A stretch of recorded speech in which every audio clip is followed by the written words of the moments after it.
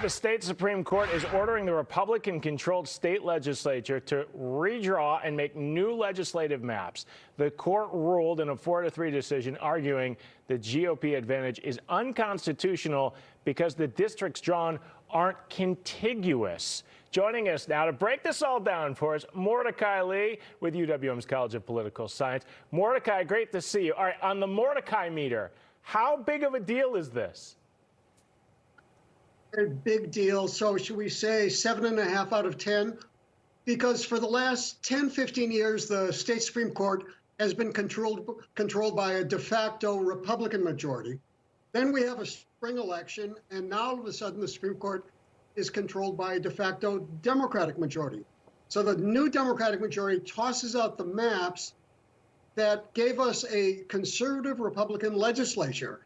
So the reason I'm saying 7.5, by next November, we might be having a 50-50 legislature or a Democratic legislature. Yeah, I mean, seriously, we're a purple state, right? When you look at our presidential elections or when we have statewide races. But when you look at the legislature, that is a Republican-controlled legislature. They almost have a supermajority.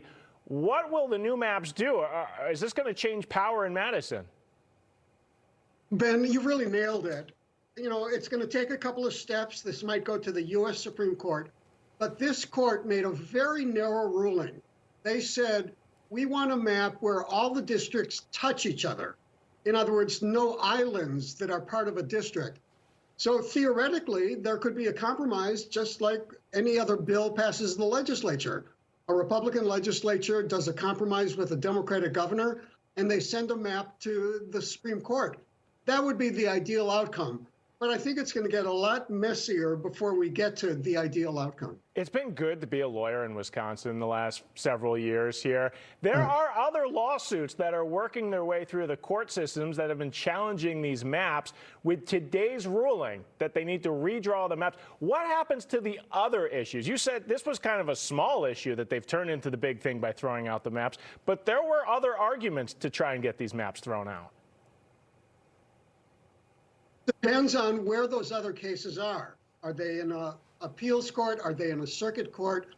I suspect that they'll sort of be held back until this one gets resolved. The judicial system is a pretty pragmatic kind of place. And so I think everything will be frozen until this one is taken care of. Okay, so I just saw Stephanie Quirk. If you didn't know what the calendar was, and you saw her outside a mall, suddenly you're like, okay, wait, we're only a few days now away from 2024. Oh, we have a presidential election in 2024, and the court says they want these new maps done by the presidential election. Is that possible with this timeline? Ben, we've got to keep in mind that, yeah, we've got a spring election and a spring presidential primary, but the legislature and the presidential race will be in November. And that really starts around June 1st. June 1st is when you got to know what the maps are, and candidates start circulating nomination papers.